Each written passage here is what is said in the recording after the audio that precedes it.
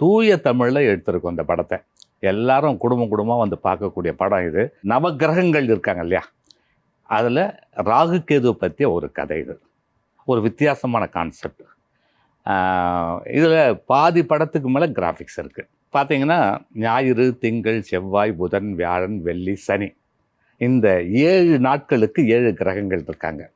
அதாவது ஞாயிறு, திங்கள், செவ்வாய், புதன், வியாழன் அப்படின்னு 7 இடத்த பிரித்து கொடுத்துட்டாங்க.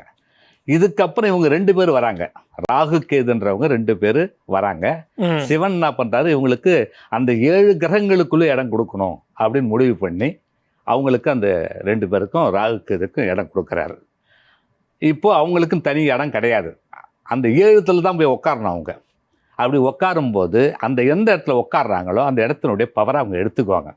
இப்போ எப்படி நம்ம ஓனர் நம்மளாக இருப்போம், ஆனால் வாடகைக்கு வந்தவங்க என்ன பண்ணுறாங்க, அவங்க தானே ஆதிக்கம் பண்ணுறாங்க. அதே மாதிரி ராகு கேதுக்களும் அந்த பவரை எடுத்துக்கிறாங்க. அந்த கிரகத்தை எங்கே இருக்காங்களோ அந்த பவர் அந்த எடுத்துக்கிறாங்க.